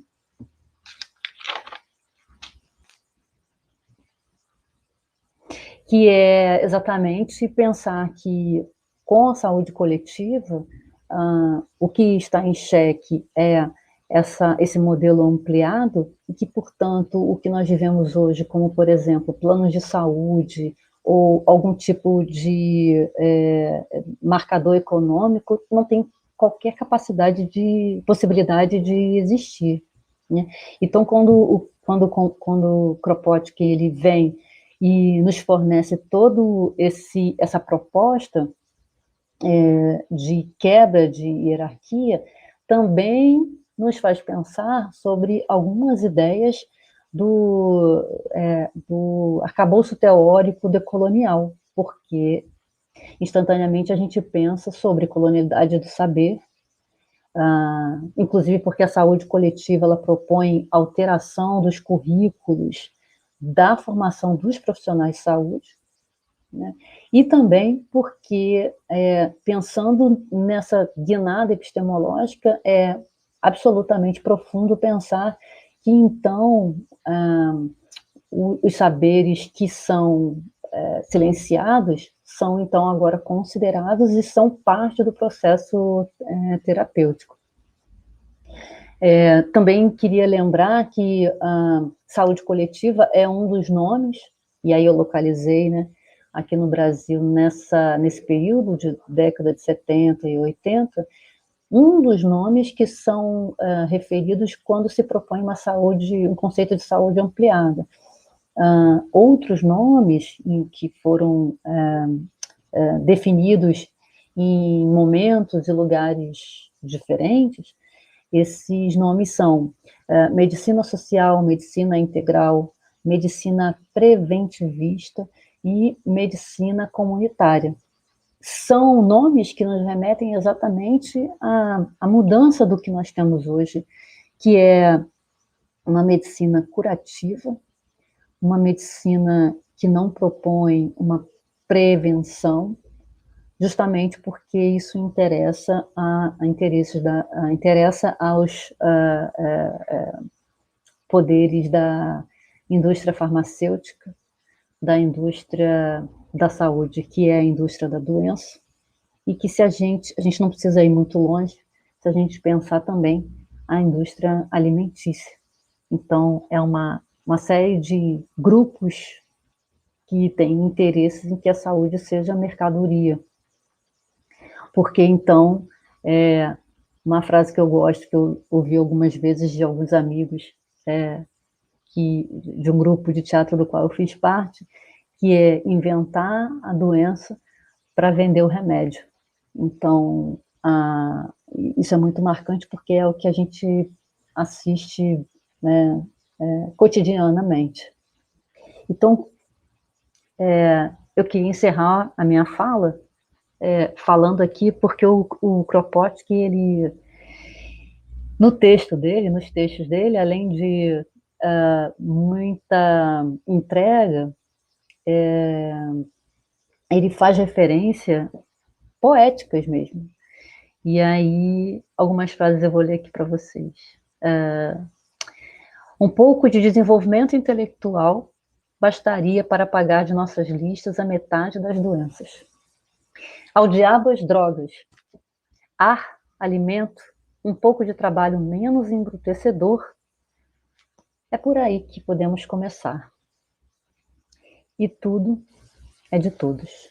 Essas são as palavras do Kropotkin, com as quais eu encerro aqui minha participação nesse evento que é importante academicamente e que, felizmente, além disso, é emocionante por ouvir os meus colegas do CPDEL apaixonados pelas suas pesquisas. É isso, muito obrigada. Pô, Denise, valeu! Muito bom, Só muito você, bom, muito bom. Poxa, que legal, que orgulho, né? Que você trazer essa reflexão sobre saúde, no momento no qual a gente vive em plena pandemia, mais de 500 mil pessoas no Brasil foram assassinadas. A sua pesquisa é mais que urgente, sabe? Mais que urgente. E eu marquei até um ponto que você disse aqui, que é, ao invés de saúde como mercadoria, aí você traz o conceito do Kropotkin de bem-estar para todos, ou seja, uma saúde para... Isso é lindo, isso sabe, isso é libertário, isso é anarquista, isso é decolonial, isso é humano, sabe? Enfim, é nosso... Poxa, que legal, Denise. Muito obrigado. Vamos para as questões, então? Vou pedir o Caio para botar todo mundo na tela aí. Opa, obrigado, Caio. Vamos entrar, André e Cello. Opa, beleza. Então, agora vamos aqui à hora do público, né? É fundamental que a gente ouça vocês. Aí, coloque suas... Opa, o Caio já colocou. Coloque suas questões. Aí, antes de eu ler essa, coloque suas questões. Aí, quem quiser debater, e a gente vai aqui contribuindo e pensando juntos, tá bom? Mais uma vez, eu quero dizer que nós somos o Coletivo de Pesquisa Decoloniais e Libertários, da UFRJ, CPDEL. Nós temos um canal no YouTube com vários vídeos, né? Com vários vídeos que estão lá. Esse vídeo aqui nós vamos colocar lá também, tá? Tem outras participações nossas, sobre diversos temas. Então, nos visite lá. Quem quiser também ouvir o nosso podcast, é só botar CPDEL UFRJ, também vai achar o podcast sobre reflexões nossas decoloniais e libertárias, tá bom? Bom, e, aliás, temos a revista também, Revista de Estudos Libertários da UFRJ, você também pode acessar lá. Bom, fiz a propaganda, fiz o merchan aqui, né, da nossa contribuição. Agora vamos lá para a pergunta. Uma pergunta da Nath Longoni, não sei se a pronúncia é assim, Nath, mas vou tentar. Estava lendo esses dias que a transexualidade está no CID e muitos trans defendem isso, porque é a única maneira de conseguir tratamento hormonal pelo SUS. Bom, acho que essa questão aí para o nosso amigo Cello Latini. Vai, Cello, com você. Sim, isso é verdade. Tem pessoas trans que defendem a patologização. Contudo, não é realmente uma defesa da patologização, é um grito de desespero. Por favor, não parem de nos atender, mesmo que seja por meio da patologização. Porque não tem outra saída. Pessoas trans somente conseguem acesso a isso se elas forem vistas como doentes. Mas a saúde não é somente sobre o tratamento de doenças, sabe? A saúde é sobre o bem-estar. É sobre você conseguir atender as demandas de certo grupo e acolhimento também. Então, limitar a saúde somente a um tratamento de doenças é ignorar várias outras amplitudes da saúde. É ignorar a saúde mental, por exemplo. Sabe? É ignorar acolhimento, é ignorar demanda. É ignorar, por exemplo, se uma pessoa grávida chega num hospital querendo um pré-natal, querendo uma pessoa que procura por prevenção de alguma coisa, essa pessoa não vai ter acesso, porque ela não está doente, tecnicamente, ela vai conseguir acesso. Mas pessoas trans não conseguem isso. Então, pessoas trans que defendem a patologização, elas não estão defendendo a patologização, elas defendem a única possibilidade existente hoje para que a gente consiga ter acesso à saúde. Mas é por isso que eu sou anarquista, porque eu vejo que as instituições, elas nunca estiveram a nosso favor, especialmente as de saúde. Então a gente tem que mudar a lógica pela qual a saúde opera em relação aos nossos corpos. Por que que a gente é visto como doença, sabe? É basicamente essa a minha resposta a isso.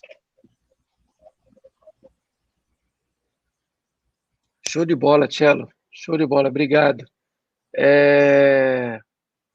Então, tem outra pergunta aqui do Gabriela Pinto. Tenho pensado, né? Acho que era isso que ela queria dizer, na produção de conhecimento, tendo o pensamento ela colocou descolonial, mas acho que também queria dizer decolonial, como ferramenta de análise, produzindo desobediências epistemológicas. Quais os principais desafios para nossas desobediências? Boa pergunta, Gabriela. Quem quer ir nessa aí também?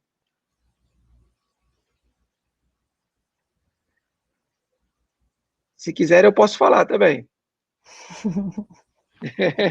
Posso ir? Então vamos lá, deixa eu tentar então aqui responder a Gabriela. Gabriela, primeiro, essa questão é muito boa, né? Deixa eu ver de novo, pensamento existe também o nome descolonial, tá? Mas a gente usa decolonial, que é em função de outros motivos, não cabe a gente explicar aqui agora, mas tudo bem. E produzindo desobediências epistemológicas, né? Bom, isso é fundamental, assim, o que eu quero tratar com você, Gabriela. Nosso papel aqui é exatamente fazer isso. Por quê? E o que significa desobediências epistemológicas?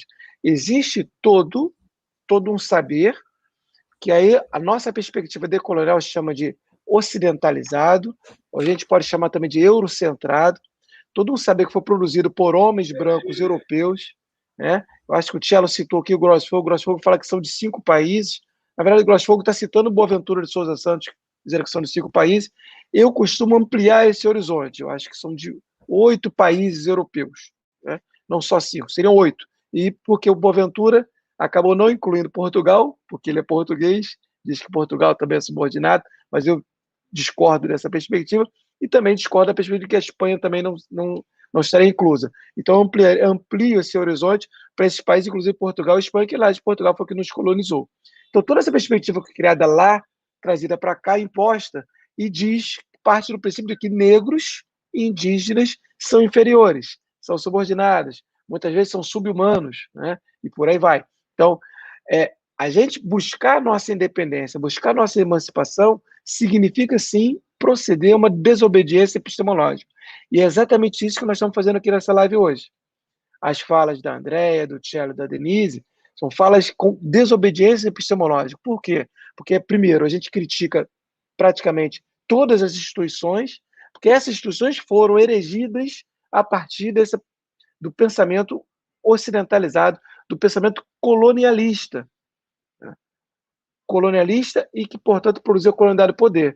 Então, esse sentido é desconstruir todo esse processo ou através de desobediência. E por isso que, para nós, é muito importante a perspectiva anarquista. Por quê? Porque o anarquismo, historicamente, luta contra todas essas instituições da modernidade. Assim, então, a gente tem o binômio modernidade-colonialidade, a colonialidade que é fruto do colonialismo, ou seja, nesse processo de racismo estabelecido aqui nas Américas, né, e no mundo inteiro, e que juntos erigiram o quê? O capitalismo, e também fazem parte desse processo erigido. O patriarcado branco faz parte de todo o processo de uma LGBTQIA-fobia, enfim, e todo isso que a gente já comenta aqui. Então, os grandes desafios é isso, como produzir pesquisa, e por isso que nós necessitamos romper com os conceitos já estabelecidos. Nós não só precisamos romper com os conceitos estabelecidos, precisamos criar novos conceitos. É isso que muitos de nós estamos fazendo aqui, ou resgatar autores que façam isso, né? É por isso que a Denise, por exemplo, resgatou o conceito de bem-estar para todos do Kropotkin, para aplicá-lo na saúde, porque a saúde é simples, a saúde não pode ser mercadoria. É simples. É por isso que a Andréia resgata os conceitos, que ela já tinha uma fala linda da Andréia, eu até anotei aqui, que dizendo, me colocaram como sub-humana, subalterna e submissa. E ela quer ser subversiva. É isso, nós temos, ou seja, casando com o que você colocou, Gabriela, de produção de desobediência epistemológica é ser subversivo. né? Ou, para usar o termo da Bell Hooks, que alguém também citou no chat, que é de transgressora, tudo bem? Pode ser tudo isso, mas a gente tem que fazer a crítica mais profunda a todas as instituições colonialistas, ou colonizadoras, ou estadolátricas, ou modernas, ou enfim, ou racistas, para resumir muito bem isso, né? Bom, acho que não sei se eu tinha respondido, falei demais. Caio, tem outra pergunta aí pra gente? Guilherme, grande Guilherme, pergunta para vocês três. De que forma podemos conectar cada objeto de pesquisa de cada um de vocês com a conjuntura atual da pandemia? Opa, para os três aí. Então o Guilherme excluiu da parada. Quem começa? Vou te pegar depois, hein, Guilherme? Tá me excluído aí. Quem de você? Brincadeira, tá? Quem quer começar? A conexão entre o objeto de pesquisa de vocês e a pandemia atual. Eu posso fazer um comentário breve sobre... você quer falar, Denise? Pode falar. Bom, é que a partir do momento que a gente percebe que esse conceito de saúde coletiva, que se relaciona com alguns conceitos, né, como eu citei, anarquistas, eles nos mostram, e de forma inquestionável, o quanto é um modelo afirmativo da vida. A gente vê que o contrário, que é exatamente o silenciamento, a produção de saúde como algo que é privilégio de alguns, é a afirmação da morte. Então, e se antes do que a gente vive hoje, né, na pandemia, era algo velado, hoje é descarado, né?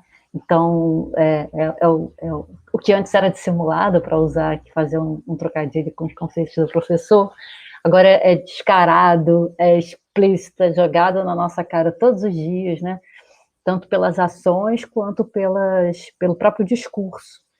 Então, uma coleção de expressões que a gente tem visto na mídia nesses últimos tempos nos conduz a um estado que, mais do que nunca, a gente precisa da resistência e da desobediência e da afirmação dos nossos conceitos como esteio mesmo, como amparo para o fortalecimento da vida. Então, apesar dessa catástrofe que a gente está vivendo, e ela é a prova disso, desse descalabro que a gente vive, imagina você viver de maneira que você se sente tão potente para se autogerir, se auto-organizar, que você não precisa de uma tutela, você não precisa de um paizinho, né, uma figura senhorial ali, definindo o que você tem que fazer, isso não só na vida individual, mas na coletividade, na política, enfim. E ajuda mútua cada vez mais para também a gente encontrar os nossos pares e nos fortalecer para a caminhada, né? Então, eu acho que é por aí.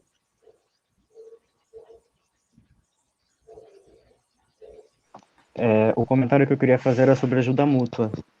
Durante a pandemia ficou muito, muito evidente como que várias casas de acolhimento LGBT, especialmente para pessoas trans, começaram a criar redes de solidariedade, a se conectar bastante para conseguirem operar. E isso funcionou.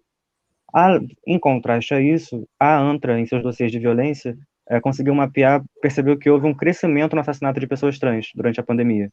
E foi absurdo. Durante, acho que no primeiro trimestre de 2020, havia tido uma quantidade de assassinatos brutais que foi equivalente do ano passado inteiro, do ano anterior inteiro, alguma coisa assim. Dá para ver, é só pesquisar dossiês de violência da ANTRA no Google que vocês vão encontrar. E isso foi assustador.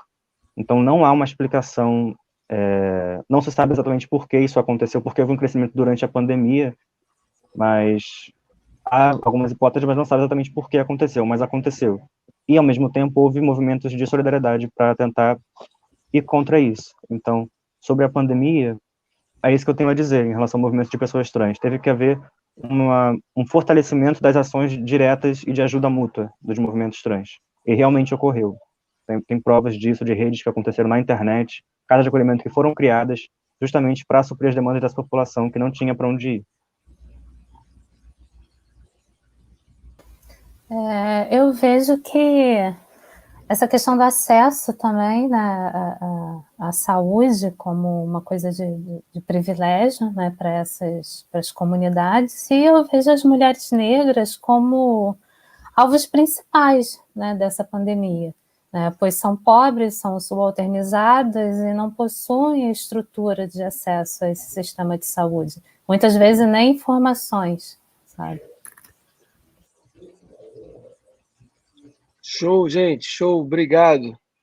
Maravilha. Acho que é tudo conectado, né?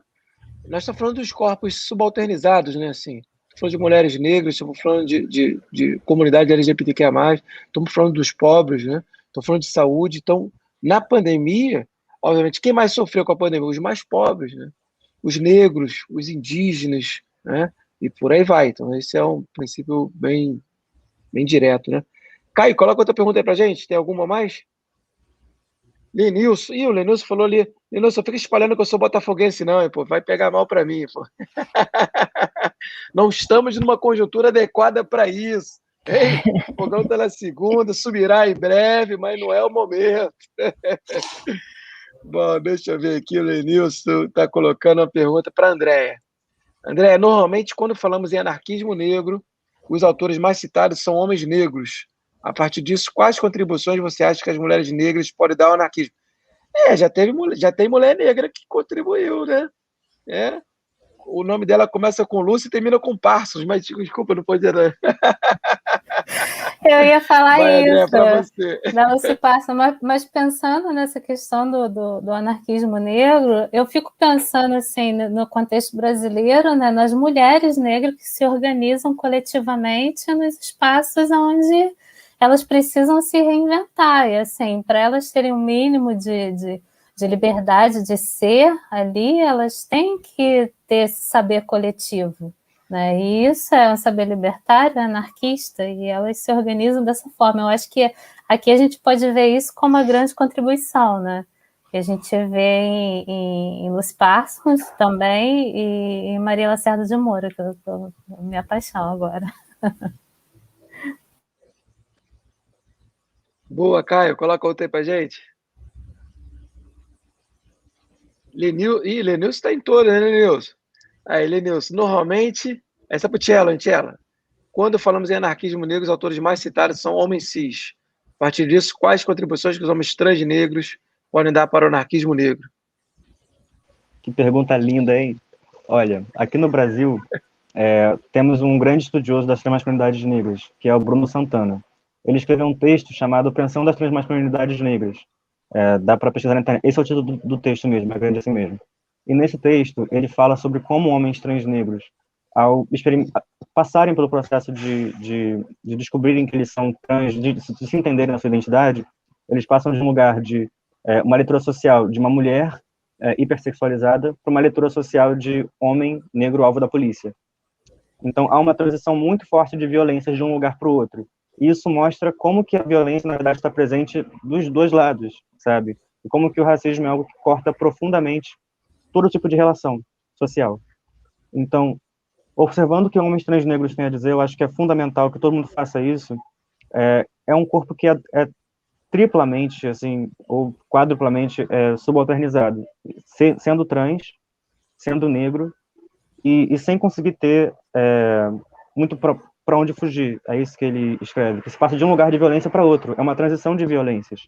Não se passa de um lugar de subalternização de mulher subalternizada para um lugar de privilégio de ser homem. Não tem essa, não se passa de um lugar de opressão para um lugar de privilégio por ser trans. Não há privilégio algum em ser trans. E é isso que o Bruno Santana, sendo homem trans negro, falando sua experiência, explica, sabe? Porque tem muita gente que acha que quando homens trans, ou pessoas trans, geralmente, fazem a transição de gênero, né, modificam seus corpos, se for de seu desejo, que elas passam de um lugar de opressão para um lugar de privilégio. Pronto, agora você é lido como um homem. Então acabou. Não é bem assim. É uma transição de violências, mais do que uma transição de gênero. Então, acho que a contribuição que homens trans negros podem passar é que não se pode defender a emancipação de um grupo sem defender a emancipação de todos os grupos subalternizados, sabe? As lutas estão conjuntas, porque as opressões também estão entrelaçadas, sabe? É isso que o anarquismo defende, é isso que Bakunin escreve. né? A liberdade do outro é a minha estendida ao infinito, algo desse tipo, né? Eu não posso ser livre enquanto todos não forem também comigo. Então, um corpo trans negro livre vai significar a liberdade de todos os corpos trans, cis, negros, brancos, indígenas e por aí vai. Caramba, que coisa linda, hein? E aí, o Caio, tem mais pergunta pra gente aí? E eu me senti agora numa rádio, hein? Quase numa rádio, tem mais pergunta pra gente. Opa, Gabriela Pinto. Vamos lá. Romper essas estruturas de dominação que violam nossos corpos cotidianamente é uma tarefa que enfrentamos todos os dias. Nosso corpo é instrumento de rebeldia para romper esta dominação colonial? Pô, pena que o Edu não está aqui, né? Edu ia ser ótimo para responder essa pergunta a partir do corpo-território, que é o tema que ele tanto trata, né? Mas, enfim. Mas quem quer falar dessa questão aí?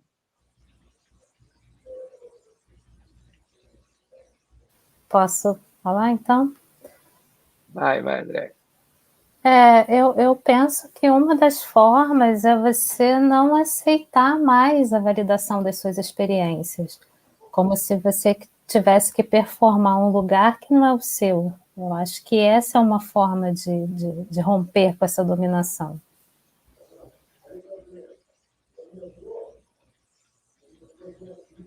Show. Cello ou Denise, querem falar?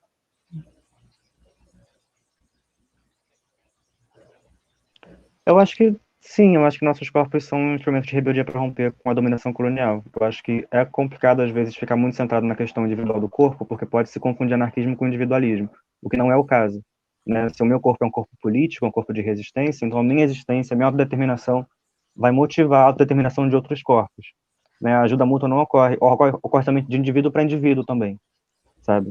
Eu expliquei isso bastante no artigo que eu escrevi, que foi publicado na Revista dos Libertários, em que eu falo sobre como que é a experiência em relação ao meu objeto, né, pessoas trans, como que é a experiência de muitas pessoas trans para ir para os ambulatórios trans para ter consultas, né, para passar por isso.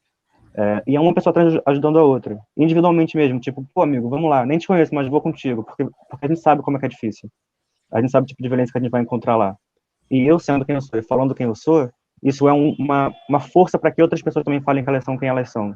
E para que elas não percam a esperança de que um dia elas vão conseguir, a gente vai conseguir se emancipar. Então, acho que é nesse sentido que pelo menos na minha experiência, né, de um corpo trans, o corpo é um instrumento de rebeldia para romper com essa dominação colonial, ativamente, sabe, pela autodeterminação, não somente coletiva, como também individual. Opa, maravilha, maravilha. Então, eu vou responder. Vou colocar uma pergunta final para os três. Pode ser? Então, tira, por favor, Caio, essa pergunta daí, que eu vou fazer agora uma. E aí a gente já ir caminhando para o final, né?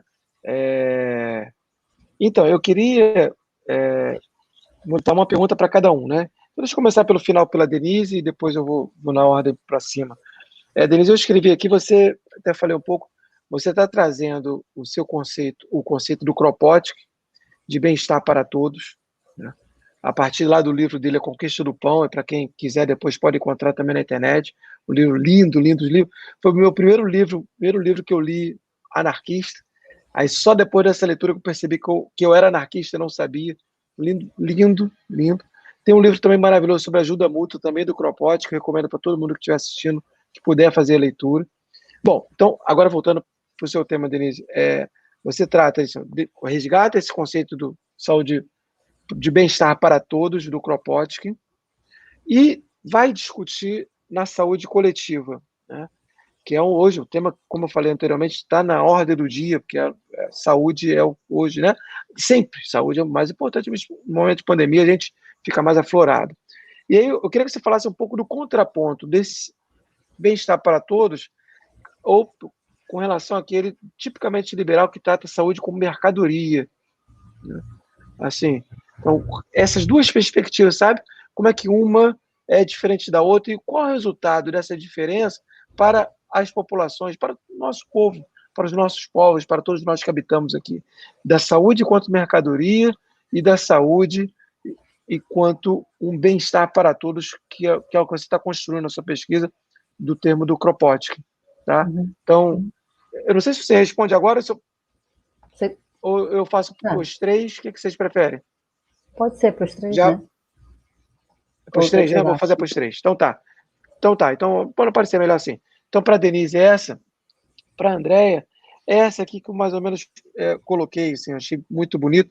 Eu queria, André, que você talvez falasse para todos nós, todos que estamos assistindo aqui, para as pessoas que hoje ainda não estão fazendo mestrado, não estão fazendo doutorado, né, mas que pretendem, em alguma medida, seguir uma vida acadêmica e tudo mais. Qual foi a experiência sua quer dizer, você enquanto corpo feminino, uma mulher negra, brasileira, né? Qual foi a sua experiência ao ter esse contato com autoras como Maria Lacerda de Moura, né, como Lucy Parsons, porque, na verdade, a gente tem uma criação toda ocidentalizada, né? A gente tem uma criação toda ocidentalizada e que valoriza as estruturas, as instituições, valoriza o patriarcado, valoriza as hierarquias, a autoridade. O que essas autoras anarquistas, né, estou citando as duas, principalmente anarquistas, Maria Lacerda de Moura e Lucy Passos, né, contribuíram assim, para o seu pensar mesmo, refletir sobre sua própria vida, refletir sobre sua própria pesquisa e tudo mais. Tá? Talvez é isso que é a pergunta para a Andréia. E a pergunta para o Cello é também assim, Cello, acho que é muito parecida com a pergunta que eu fiz para a Andréia agora, né? Que é, você enquanto corpo trans, né? Corpo trans que sofre discriminação cotidiana, né? Que tem um preconceito que a gente sabe, etc, etc, tal como os corpos negros, etc.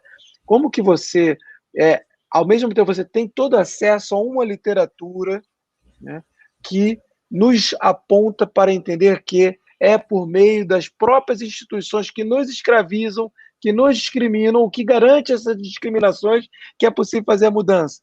Quer dizer, eu sei que você já falou bastante disso, mas eu queria que você reforçasse isso com sua palavra final. Assim.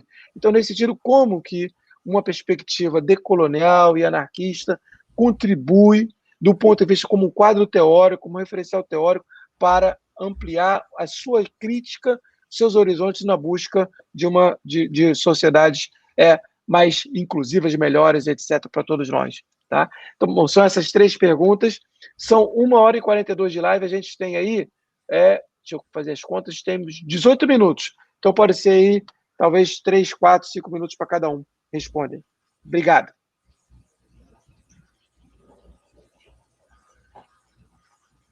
Eu começo? Quando a gente pensa na proposta pela via revolucionária, e aí o Kropotkin vem unindo a teoria e prática, um pilar fundamental é que a gente começa a perceber que no sistema que a gente vive é naturalizada a exclusão. E aí a saúde, como tantos outros direitos, são vistos e são propagados e são naturalizados como serviços. Então, no nosso dia a dia, não se espanta, não há espanto quando a gente vê que determinados grupos são cotidianamente excluídos. E aí, como é alimentada a justificativa no nível imagético, midiático, cultural, que eu tenho acesso a determinados serviços de saúde e de outras áreas, porque eu mereço, eu e sempre eu. E para isso, né, para que eu durma bem à noite, eu preciso dizer que há uma justificativa natural, entre aspas, muitas e muitas aspas. Eu crio um conceito de meritocracia. E aí eu estou justificada de que eu tenho determinados privilégios porque eu fiz um esforço, eu estou numa condição que eu mereço. Então, o que eu sempre penso a respeito de como fazer essa virada epistemológica que a saúde coletiva propõe é o que também, na formação dos sociólogos, faz parte das primeiras aulas. É um olhar que estranha aquilo que lhe parece natural. É você questionar o porquê das coisas. Por que as pessoas estão na rua? por que que, em plena pandemia, as primeiras iniciativas para acolher a população em condição de rua, ela foi só iniciada e depois foi abandonada? Foi só uma maquiagem para inicialmente parecer que, pelo menos em alguns estados, isso foi apresentado e depois foi esvaziado, assim como os hospitais de campanha e diversas outras ações nesse sentido. E aí, junto com esse discurso que naturaliza a exclusão e naturaliza um direito visto como mercadoria, a gente tem esse líder, né, que é o Estado, comandando, orquestrando, e como você fala bem no seu texto, né, esse Estado que é necrofílico outrocida, ou seja, o outro não tem nenhuma relação comigo, ele é um vazio. Então, está aí já em xeque quando a gente percebe que o conceito de ajuda mútua, por exemplo, ele vai exatamente no sentido contrário. Então, se eu percebo e concebo um mundo em que todos nós somos de uma mesma matéria e merecemos todos da mesma forma todos os direitos, isso é radical demais para os normais. Então, eu vou usar uma frase até de uma psiquiatra, Anísio da Silveira, que ela chocou o mundo na psiquiatria justamente porque ela dizia que é muito chato, era chato ser normal, e que ela falava exatamente disso, né? Que não há como você compreender o mundo pela régua de um mundo que se diz normal, mas que exclui, maltrata e anula seres que só pensam diferente.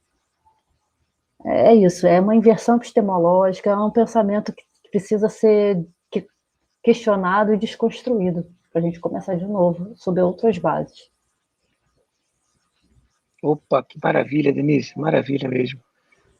Quem vai agora, André ou Tchelo? Pode ser. Vamos, André? Vamos na ordem inversa? Então vai, André. Então, você falando da experiência, assim, e da leitura, né, dessas autoras, eu fiquei pensando em todo o processo de invisibilização, né, assim, pensando na minha experiência acadêmica, eu só tinha contato com autores e autoras que estavam muito distantes da minha realidade, como se eu tivesse que tentar performar algo para, de repente, me aproximar de alguma forma, né? E eu até lembrei também da Toni Morrison, porque eu associei isso, não sei por que, a metáfora da minha infância, que eu tinha uma boneca branca. E ela, no livro dela, ela falava, né, das bonecas brancas, que tinha uma menina que a personagem, ela sempre destruía a boneca branca. Eu sempre estragava minhas bonecas brancas também, gente. Depois que eu li a Toni Morrison, eu fui entender por quê, né? Porque assim, não parece comigo, que boneca é essa? Sabe? Eu não tenho essa cara, eu não tenho olho azul, enfim. Né? Toda essa coisa que é colocada pra gente. E essa questão de me aproximar da filosofia anarquista, eu fiquei pensando, eu tive um insight num momento, pensando assim, caramba, eu acho que eu sempre fui anarquista, eu fui descobrir agora, sabe? Porque sempre vivi num contexto, eu cresci num terreiro, sabe? E dentro do terreiro você tem essa vivência coletiva, sabe? Não tem hierarquias, é todo mundo por todo mundo. O que a Denise falou ainda agora é a liberdade de um, é a liberdade de todos. E a Lucy Parsons fala sobre isso, a Maria Lacerda de Moura também, como eu citei agora. Se tiver uma só que não tenha liberdade, você não é livre coisa nenhuma. Se é liberdade da propriedade privada, que é o contexto que a gente se encontra, ela não é liberdade nenhuma, assim, não é o conceito de liberdade que tira a gente desse lugar, sabe? Então, assim, a minha experiência foi algo que, dentro do pensamento decolonial também, eu pude pensar também a minha história. O que me formou Andréia também hoje, sabe? Isso vai muito dos itãs que a minha avó me contava quando eu era criança, contando os itãs dos orixás. E toda aquela vivência ali do coletivo, das mães, que é mãe de um é mãe de todo mundo. Eu era tipo... Eu acho que foi numa das lives do CPDEL que eu acho que um dos indígenas falou que a criança... Ela não é criança de uma família restrita ali na propriedade privada, ela é criança da aldeia, ela é criança da comunidade. Eu vivi isso. Então, quando você chega num contexto, né, que é um contexto acadêmico, que você vê toda essa divisão e, de repente, você lê textos, ainda que fale de mulheres e tudo, é um contexto que não me representa, que ainda cai no feminismo universal, né? O feminismo ocidental, que é a briga com o homem das mulheres brancas. Então, assim, ler essas autoras e me aproximar do pensamento anarquista tá me revelando, sabe? Também eu, Andréia, como eu sou. Isso está sendo muito legal para mim. Caramba, show de bola aqui. Depoimento bonito. Vamos lá, Tchelo, você. Falta aí 9 minutos, hein? Depois a gente faz a saudação final. Vou falar brevemente. O pensamento anarquista decolonial me cativou desde a primeira vez que eu comecei a ter contato com ele na graduação, antes do CPDEL existir. E quando a gente foi construindo também. Porque, ao contrário de todo outro tipo de teoria, né, de filosofia política, é o anarquismo que critica não o formato de organização das instituições, o formato do Estado, sabe? Que critica a sua própria existência. É uma abordagem que vai no cerne da questão, que não fica na superficialidade. Em relação à violência contra corpos trans, que é o que eu estudo, em nenhum momento da história, alguma instituição olhou para os nossos corpos e pensou, poxa, deixa eu ajudar você, sabe? Isso simplesmente não aconteceu. O máximo que ocorre temos que falar de sexualidade nas escolas e tal. Isso é muito legal, mas está sendo feito? Não, não está. A evasão escolar das pessoas trans ainda é muito alta, e chega a ser, na verdade, uma expulsão. Tem até pessoas que chegam a comemorar alguns avanços, comemorar como se fosse o fim da linha, quando, por exemplo, a transexualidade saiu da categoria de doença mental e patologia e passou a se tornou uma incongruência de gênero no CID, na 11ª edição do CID. Mas por que isso é uma incongruência? Por que a gente que é incongruente? Se a gente é incongruente, então quem é congruente? Se a gente não é normal, então quem é normal? E qual é o padrão da normalidade? Que é ditado de onde ele veio? Ele é ditado por pessoas que possuem privilégio epistêmico. Nenhuma das pessoas que está aqui, nessa live, é o modelo de corpo de pessoa que possui privilégio epistêmico. Sabe? Nenhum de nós aqui. A gente não é homem, cis, branco, europeu, heterossexual e tudo mais. E também nem quero ser, porque, Deus me livre, eu não quero ser que nem eles que ditavam essas coisas pra gente, sabe? A questão é que em momento nenhum já se provou, tem mais provas de que as instituições nos violentam do que de que elas poderiam, talvez, não nos dar migalhas, e sim nos dar a refeição inteira, sabe? Chegar e falar, olha aqui, toma aqui sua saúde, que é seu direito. Toma aqui um acolhimento, que é seu direito. Vamos te proteger. Isso simplesmente não acontece. Defender que isso poderia acontecer é ficar rodando atrás, é ficar num redemoinho, e enquanto a gente fica questionando se isso poderia acontecer, tem pessoas morrendo, sabe? Por isso que é muito fácil para um corpo branco, por exemplo, ficar pensando, vamos ver como é que isso pode funcionar enquanto tem pessoas negras sendo mortas, assassinadas. É muito fácil para um corpo cis ficar pensando, como é que a gente pode melhorar a organização aqui dessa instituição? Como é que a gente pode deixar um pouquinho mais bonito a patologização da transexualidade quanto uma incongruência, não como uma patologia, enquanto tem pessoas trans sendo mortas, sabe? A gente tem que começar a ver a partir da violência. Quando a gente olha de onde sai a violência e para onde ela se direciona, o que eu vejo, para uma perspectiva que critica a própria existência das instituições e da colonialidade, eu vejo que ela está saindo das instituições, das mãos do Estado, que estão carregadas de uma herança colonial, europeia, ocidentalizada, e elas estão indo para corpos que não têm mecanismos de se defender.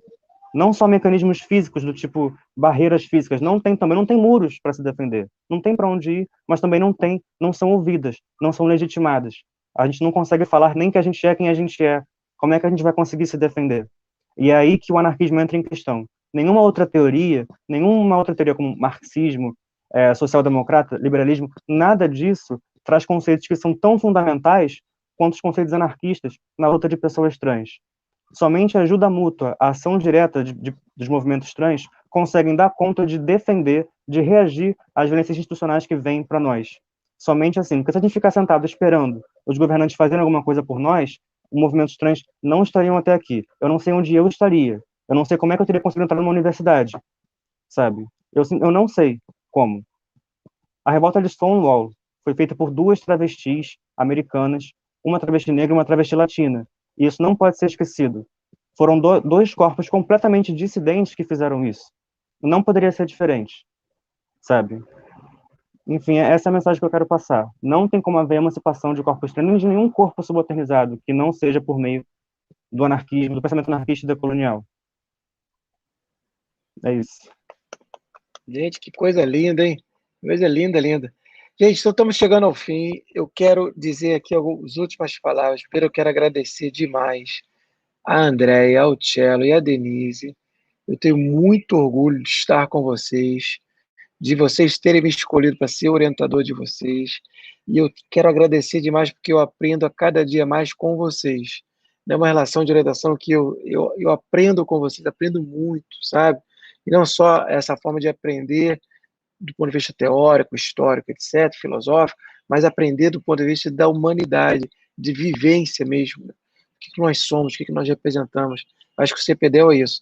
Então, hoje, gente, para todo mundo aí, eu quero dizer que essas são algumas das pesquisas do CPDEL que a gente desenvolve lá, com total ajuda mútua, com total liberdade, com total federalismo, né, e várias outras questões. Amanhã teremos uma outra live, se vocês gostaram.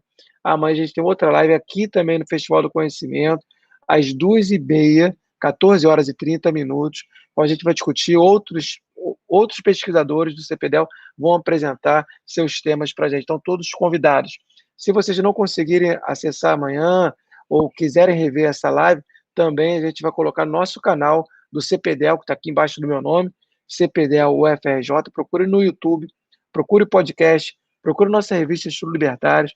Se você gostou dessas falas aqui, divulgue nossas ideias e a gente vai. Temos também conta no Instagram, eu tenho, CPDEL tem conta no Twitter, no Facebook e tudo isso. Então, vamos tomar força para lutar contra o racismo, contra o patriarcado, contra o capitalismo e contra a estadolatria, em prol de 2 conceitos centrais que eu acho que devem nos guiar: do amor e da liberdade. Queria terminar com essas 2 palavras. Grande beijo no coração para todo mundo. Foi enorme, foi uma excelente tarde. Matheus, pode terminar aí essa live para a gente. Beijos, valeu, gente!